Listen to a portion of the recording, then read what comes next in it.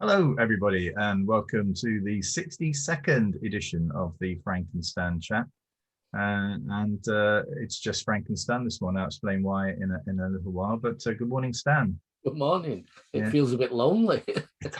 We've gone weeks, haven't we, with guests? We've had Yeah. a run. I can't remember the last time it was just you and me. No. But the reason it's you and me is because a stunning guest that we had in the first few weeks, really, of doing these, Isha Asim, who is a law student at Manchester University and actually an environmentalist and a significant campaigner, was due to join us this morning. But unfortunately, she's struck down with quite a severe bout of hay fever. And those of you who have asked us to invite Isha back will know that when she was on last time, it was around a similar sort of time of the year. So she was really quite poorly then, but struggled through it. So what we've done is we've arranged with Isha, offered a date in October when hopefully she'll feel a lot better. And we wish her all the best, particularly as today is probably going to be one of the warmest days of the year and a real turn in the weather. So I can understand how she's sort of experiencing it today. Anyway, so well, we've got quite a lot. I mean, before we go on air, we chat, Stan and I chat either with each other or with the guest as well. And in some respects, I wish we could record all of those because we've had, I think, quite an interesting chat which we haven't recorded. And of course, that means that we can be, because we're not recording, be a little bit more open and perhaps even more critical than we can on film. So. But we've got quite a lot to get through this week. This is for many secondary schools, not all, but for many secondary schools, this is their last day of the academic year. What a tumultuous year it's been. And what we don't intend today to do a review of all of that. We're just going to plow into what's happened this week. And so, Stan, what's caught your eye this week? I thought it'd been a quiet week, really.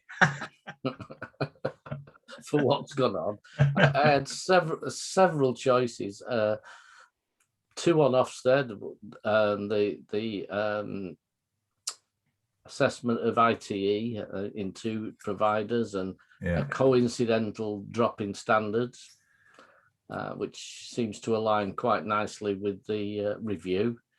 For someone who doesn't believe in coincidences like that, that's probably enough said. I think we'll get onto that later, actually, Stan. I'm pretty keen that we cover that. Subject reviews. It's another subject review. Yeah. And I'm puzzling with that. That's really what I want to bring up is, at the end of all these subject reviews, is some super bright spark from Ofsted going to fit them together? Yes. Say, this is actually how they could fit together in a framework for a school. Because it's fine saying, Japanese is really important and children should know the teaching of Japanese, the knowledge in sequence and progress, and blah, blah, blah. But actually, it's not as important as maybe maths or, do we balance science with geography? Because the way they are describing what needs to be done in terms of knowledge and sequencing, I don't think fits into a primary school week.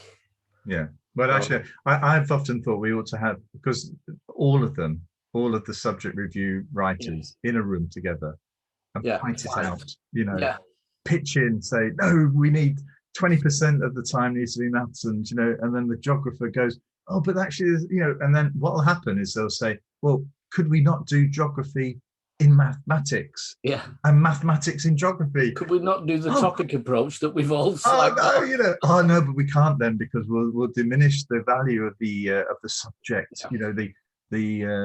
The fact that it's a sacred, it feels like that with when you speak to some subject leaders, particularly around some of the subject associations, it's as if it's we're there to fight our corner and whatever.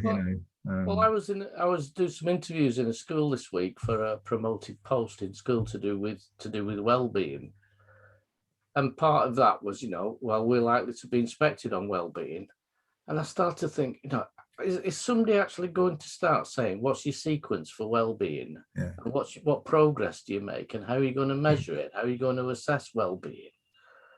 It's just an absolute nightmare that everything now absolutely everything has to be measured in some way.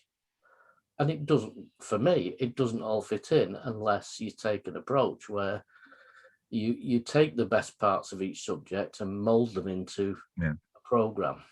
I cannot see any other way of it working. No, and actually, I think Rachel Lofthouse next week will probably want to, you know, discuss that sort of issue, because I think this isn't what's caught my eye this week, but the EEF have released today an interesting review of the evidence around, or the research into cognitive science, which you know, I do understand that, you know, the brain is a very important part in learning. You know, we can't deny that. But actually, what is very interesting is that, and I quote what Professor Becky Francis wrote in the introduction, in that she said, the importance is of nuance.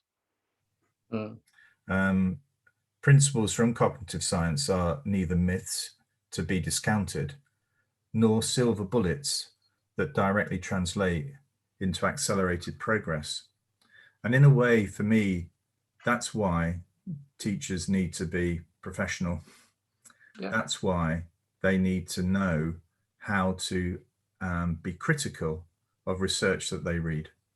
And that means actually being critical of government policy, which is more wedded to particular approaches, and to understand the weaknesses in every approach, you know, and actually have a range of approaches that can be applied to meet the needs of individual children.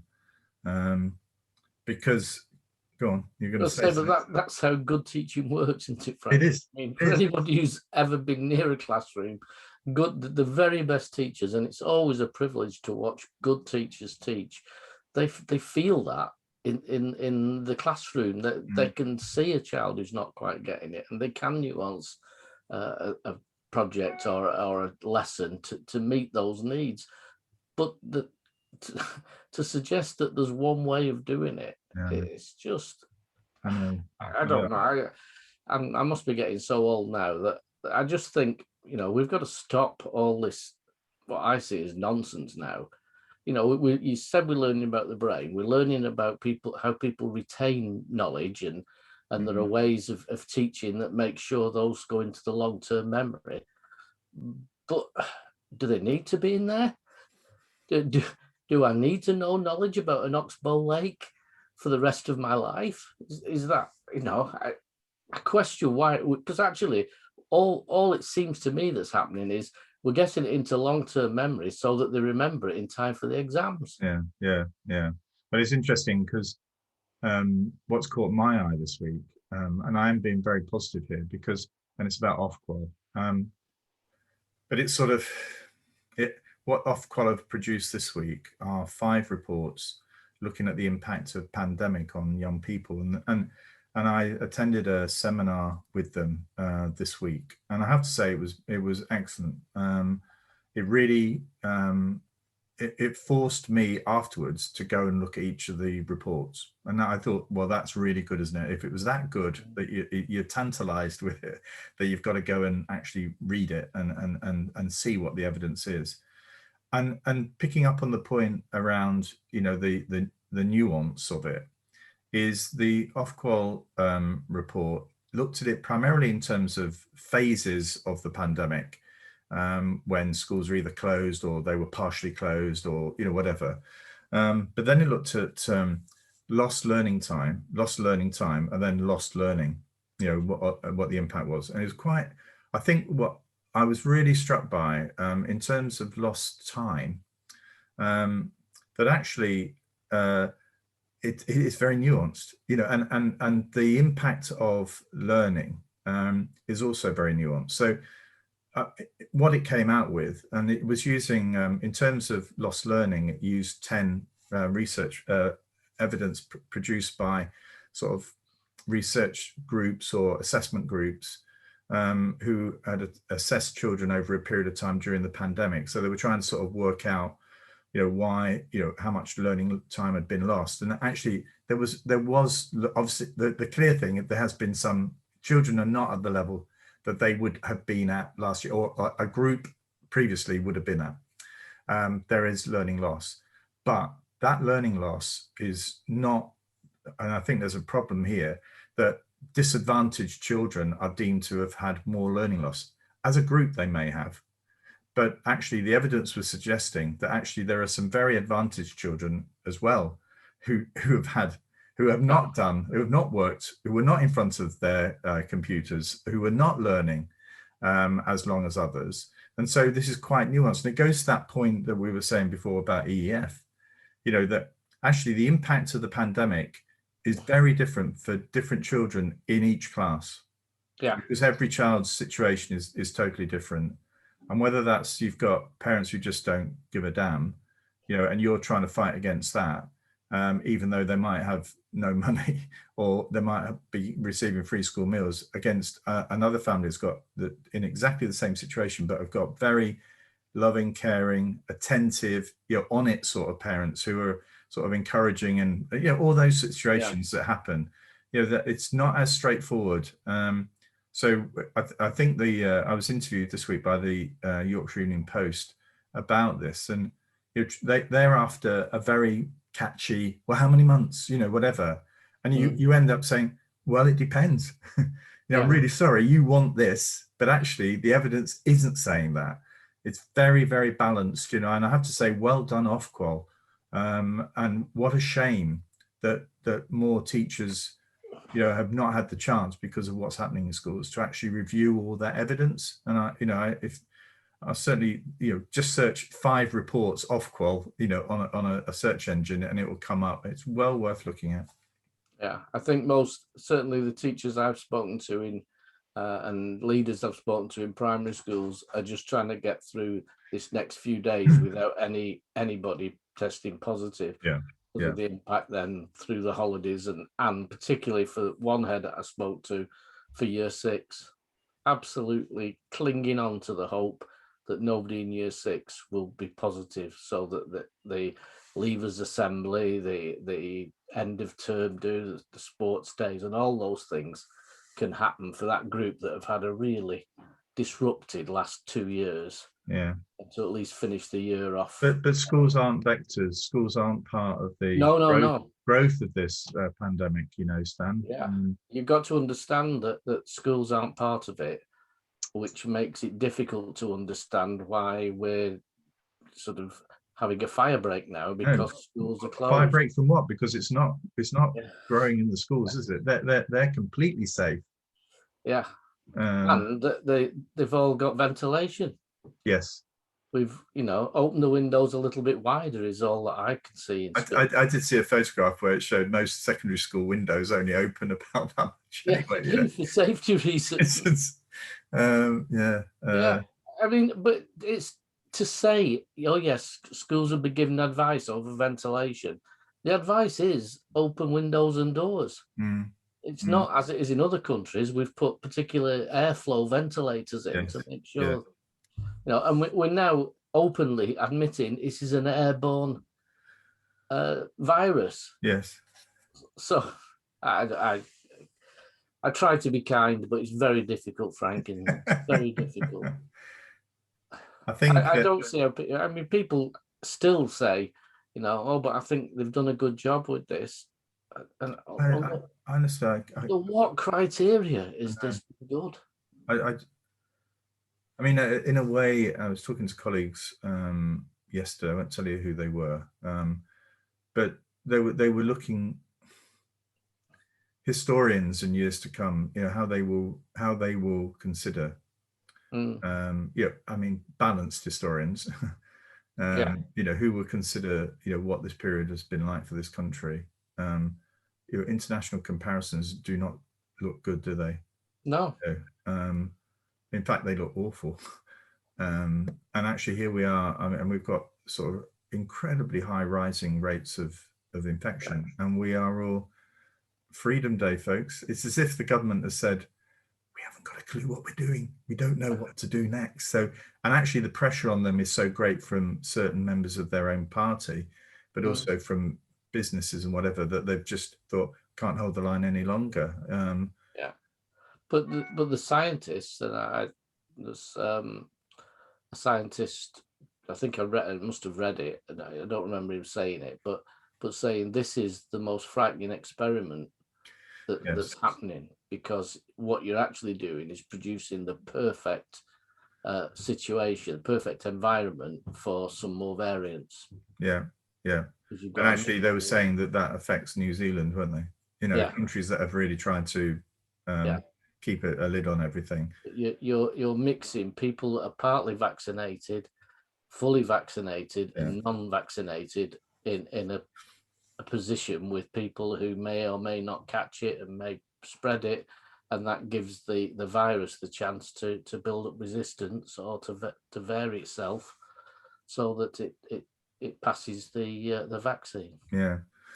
Well, I'm off to cricket tonight at Lancashire to see the T20, but there's reduced numbers there, so we're socially distant seating and everything.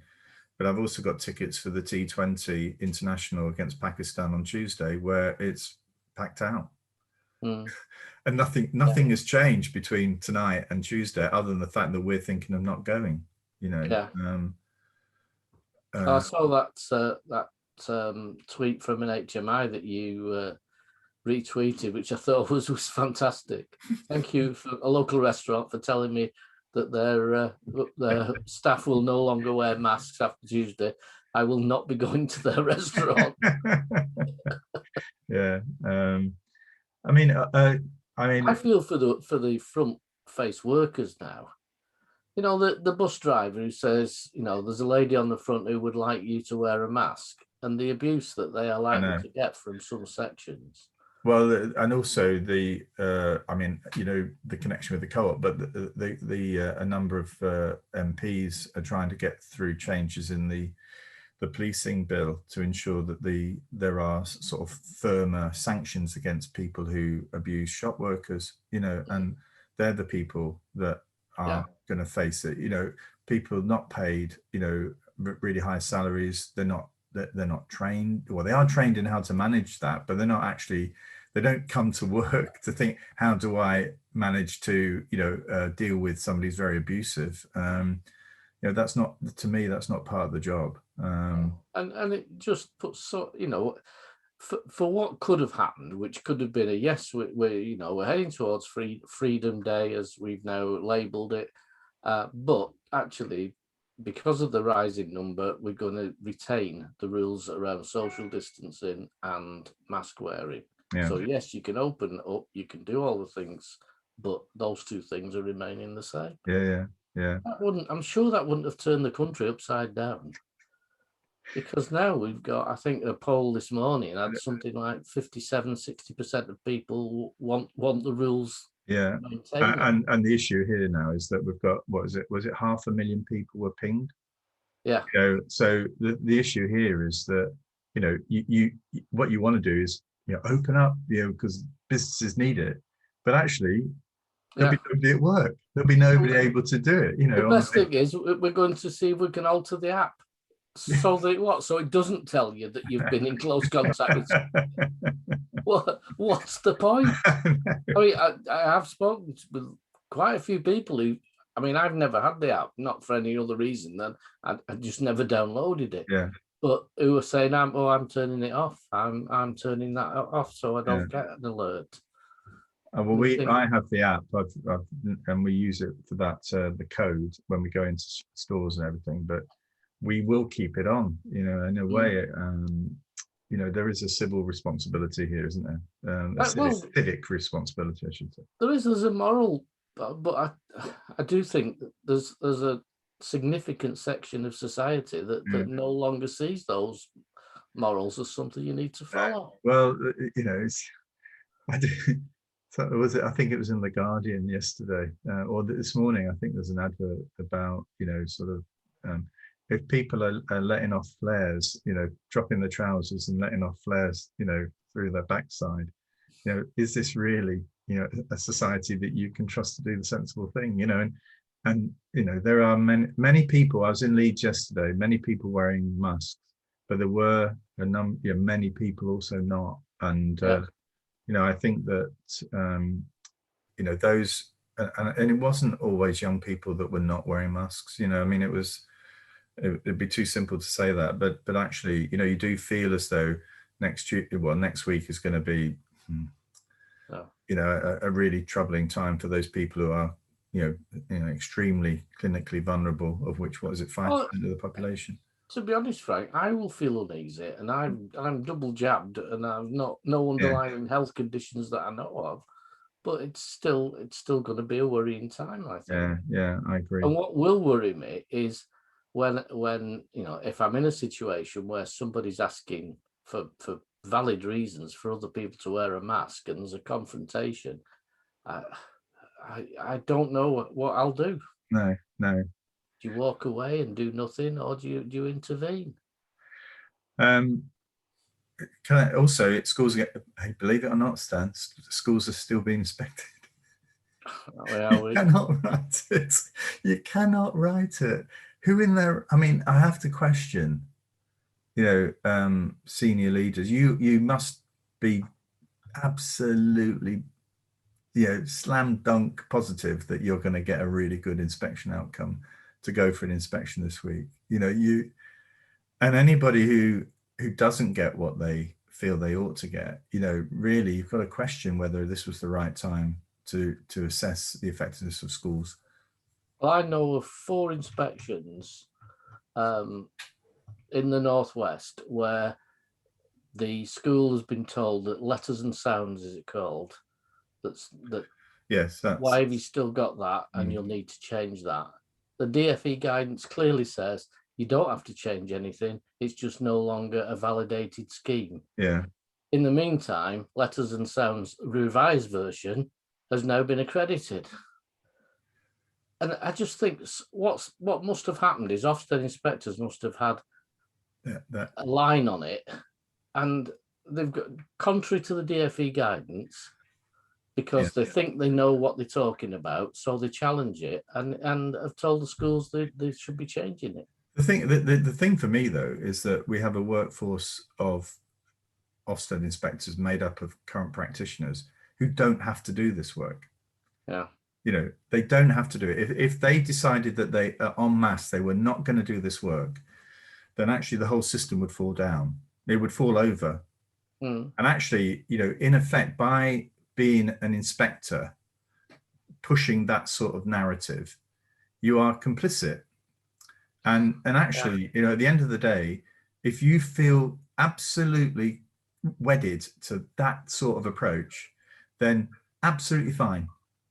We've got so many inspectors, so many senior leaders wedded to the government approach. I think we're doomed. I really think we are in a terrible mess. And actually, what we need, the reason why we use current practitioners, is that they have meant to have a knowledge of what effective practice is. Now, I'm not, if all of the primary inspectors, every one of those that got a good or an outstanding, that use that system of teaching, they should be knocked out now. They shouldn't be able to do it, because actually what are they saying? Actually, this worked for us. This is what worked really well. It gave us a good outcome or an outstanding outcome, and now it's not. Yeah. But that's what we did, and I was wedded to that. I really, you have to say to senior leaders, are you propping up a discredited, approach to inspection? Yeah. Well, I just think when I was inspected, if I had a conversation with the head, I used to always include the phrase, "We want to see the school at its best." Yes. And if there was something I could do that enabled that to be better, then we inspected a school. I won't give any more details. We inspected one, which was utter chaos on day one, because the staff thought they were to teach in a way that we would approve. Yes. And I went to see the head at lunchtime, I think, and I said, I don't know what's going on, but this isn't the diet that the children get. I can tell it's not the diet that the children get every day. So you need to tell your staff to teach as they normally teach. Otherwise, this is going to be an absolute disaster. And it turned out it was a very formal way of teaching, which was fine because the impact of the teaching was good in a disadvantaged area. And I, before, I remember we inspected one school starting the first day back after Christmas. Can you imagine that? The day one, it wasn't even, a couple of days in. And I remember saying to the head, my team are going to be busy for the first hour or so. We've got a team meeting. So if you want to get all those social niceties with the children about what Christmas was like and what they've got, get all that out of the way. That works for both of us. Yeah, I feel as though we, I think we tried to look at inspection as in the round. So well, didn't we look you make allowances for the fact that something isn't quite as good, but actually, the overall picture is one of real positivity.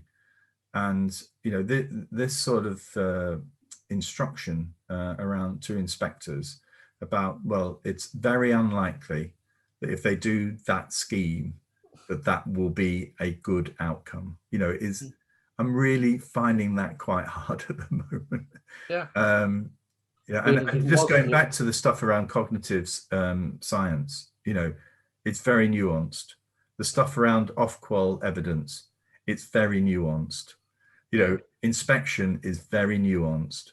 And if we have inspectors, current practitioners who don't get the nuance of it because they're driven by an ideology, then actually they should step away and let the government or the Ofsted have its ideology and not engage with it. Don't you think that the current regime with Ofsted is going into schools to find what schools are doing wrong rather than to find what they're doing really well? When I was the CEO of that trust, a school was inspected after I'd left, and the inspection team judged the school to be good,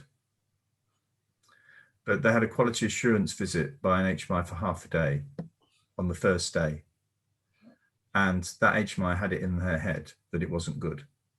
So that then overturned. When the report was written, it went in, it was overturned. Now, either current practitioners are going to be calling the judgment on the basis that we've seen all the evidence and you've seen, I don't know how much that would have been. There must have been 5 people on the team. One person was there for half a day, but that trumps everything else.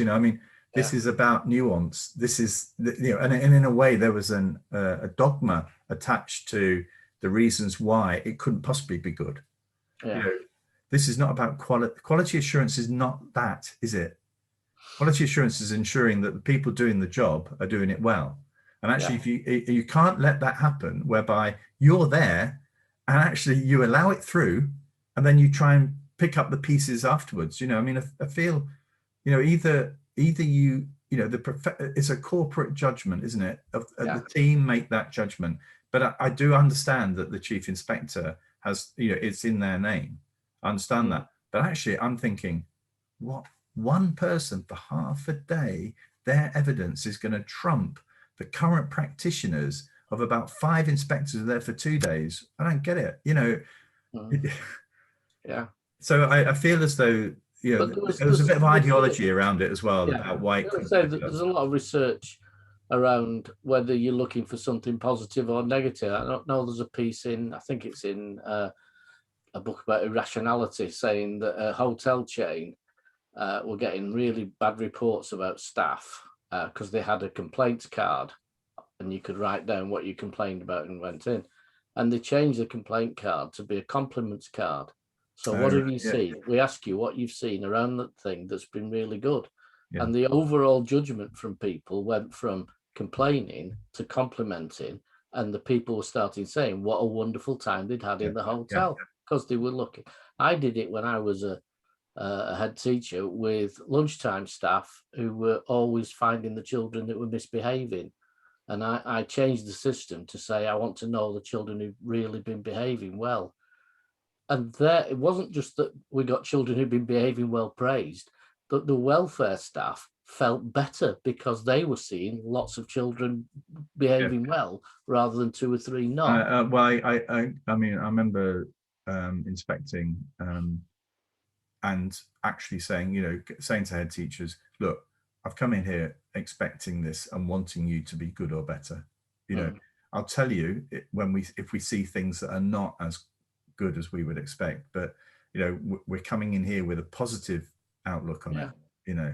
And actually that sort of, in a sense, was the methodology that I used, trying to see the goodness in people, because basically people are I can remember the line that followed that, Frank, which was, and I know this is like trying to tell a mouse that black cats are lucky.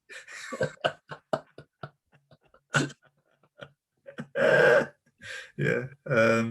But anyway, so I think, I mean, just to finish off this week's news, we've also this week we had announcements about the future of BTECs, general vocational qualifications, which I personally feel have a place, but they're not dead, but there is a massive challenge to try and retain them. The bar in terms of their usefulness is very high. So I suspect that there will be many that will try, but will fail to make the grade. And also this week, the Children's Commissioner produced a report of the survey that was undertaken of young people.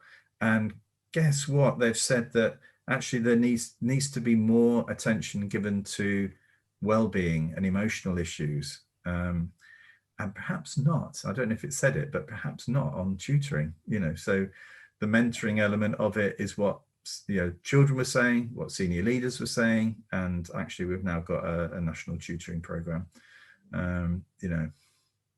Yeah. But the tutoring program works because they have the right connections, and the money isn't going into schools, it's going into a system.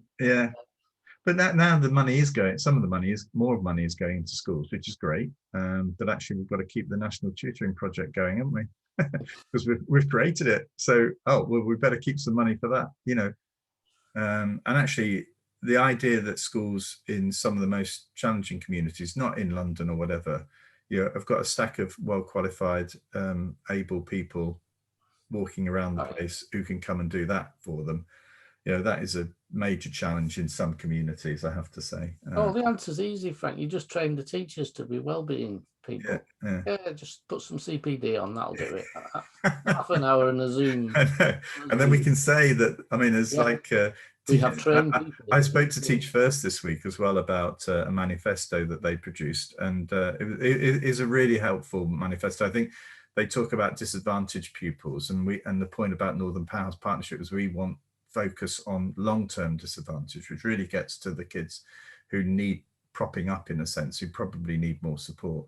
But they were talking about an interesting initiative, which was around teachers not paying teachers more to go to work in some of the more challenging schools, but to actually give them less teaching time.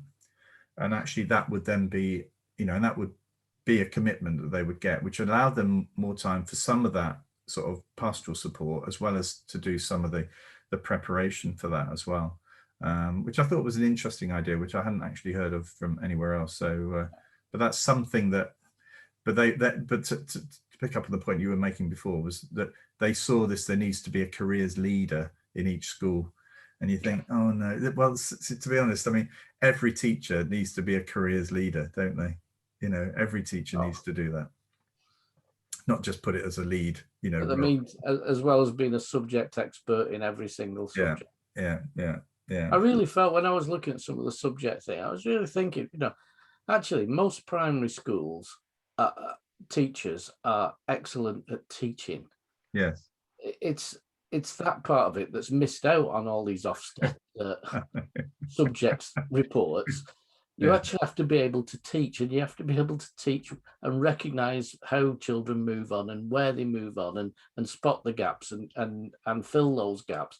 It's not just about having knowledge about geography or history. I despair when I read some of those. I know. I really do. Well, ending on a despair. I I haven't think mentioned the football, Frank, and the well, you know, and I know it's a lot has been obviously there's been a lot of negative, but I'm really hopeful that out of this negativity that happened after the game, we've got some real positives. We've got a group of young men there who are really together with the manager who, in my opinion, made some naive mistakes, football mistakes in the game. But in terms of his leadership of a group of young men, I think it's stunning. And they're socially aware, that they stick together. And I think if that's what we get out of this competition, then that's a really good something for the country to look at and say, you know, where was the leadership? What was the leadership doing that made that happen? Yeah. And then look wider in the country and look for that leadership elsewhere. Yeah. There is an honesty and an integrity and a consistency in the decision making of that leadership, which I think, I just don't see that sufficiently. You know, not everywhere, but I don't see that sufficiently in some of our political leaders. It really is. Yeah. It's remarkable, isn't it, that you don't actually have to have led anything of any significance to actually, you know, to get yourself in quite a high political position, you know, in the country. And that's not a prime minister thing. That's, you know, other stuff that you do, and suddenly you're responsible for millions and billions of pounds with thousands of people, you know, and suddenly you're in charge of it. You've never done anything like it before. You've not done any sort of training or development towards it, but somebody likes your face, they put a cross on, hey, Bob's your uncle, I'm in. There's an element of integrity. I remember one of the things that drove me when I was working for a local authority, and you had budgets and things, was constantly going back to the staff and saying, this is taxpayers' money. It's not ours. It may be a budget that's allocated to us, but it's not our money. And I don't think that philosophy is used enough, so that when the Chancellor says, yes, we're spending this much on, we're spending this much of your money. Well, it's funny, I have to say that the council thing that, I do work with councils, the discussion the point you made there is regularly told to me. We haven't got the money. If we had the money, we would spend it on this or whatever, but we haven't got the money, and we need to be very careful. We cannot overspend. But actually, there is just a disconnect here, isn't there, between that approach and the apparent sort of disregard for value for money, which, some of the decision making that's happened over the last 18 months is just starting to unravel in front of our very eyes. Well, there's a full investigation going ahead as to how there was a camera in the, there's not a full investigation going ahead about why mates got contracts worth billions of pounds or millions of pounds. Yeah, I know. Well, hey, and actually, as somebody said, well, wasn't this a significant issue of national importance? Yeah. And actually, a whistleblower has used that as a mechanism. There is something here about, whistleblowing being not the people who whistle blew this, are actually being sort of potentially could be castigated for doing it. And actually, if somebody had spoken, didn't take the picture, I don't know how far that would have gone. I could have phoned up the government, could have phoned up the Cabinet Office and said, look, I think that he's having whatever with her, and they prove it. Yeah. Oh, right. Okay. So you want me to prove it? Well, I've seen it, but you want me to take a photograph of them? Mm. You know, oh, I don't know if you're, you know, what else was that person meant to do? You know, whether or not they were a Labour supporter, whether or not they had it in, whether it was a newspaper, whatever, that was a significant, it's so significant that isn't it the first cabinet minister to lose their post under a Johnson government? I think it is. I thought you were going to say the first one to break the rules. No, but you know, I think it's a really difficult place for whistleblowing, you know, but actually, you know, as you say, you know, time spent interrogating, you know, where contracts and how contracts were awarded, I think is of more significance to us all in terms of making sure money is well spent. The other thing that made me laugh was other ministers were checking their office to see if there were cameras in it. Oh God, it would be. It's a bit like cash for questions and expenses. I mean, just imagine if there were, and there was a whole litany of these, and then day by day, you know, you got the Daily Telegraph out to find what somebody else has been up to. I mean, sales would go through the roof.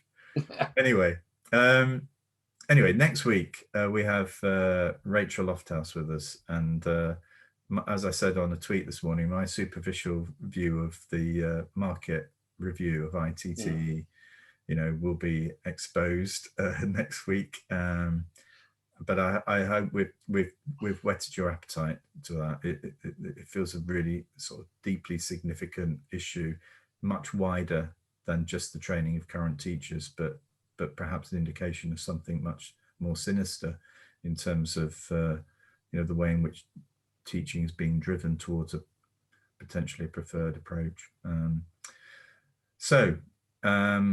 It's been lovely chatting to you, Stan. Yeah. We're off to North Wales tomorrow. I'm off to the cricket tonight. Oh, it's all happening.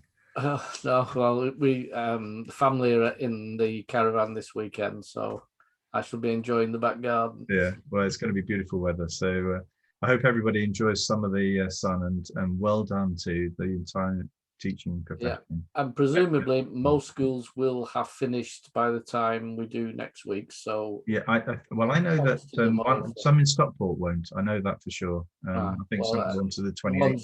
The ones near me finish, I think, next Tuesday or Wednesday. So just to say, any school leaders that are watching in, what a fantastic job that you've managed to do over the past 18 months. I agree. And I hope, but I'm not hopeful, that September will be different. It will be different. I don't know if it will be any better. I hope it is, but you know, anyway, it's a sort of sense of tally ho, here we go. Yeah. So see you all next week with Rachel, all being well, and who knows what we'll be chatting about then. But anyway, goodbye everybody. Bye.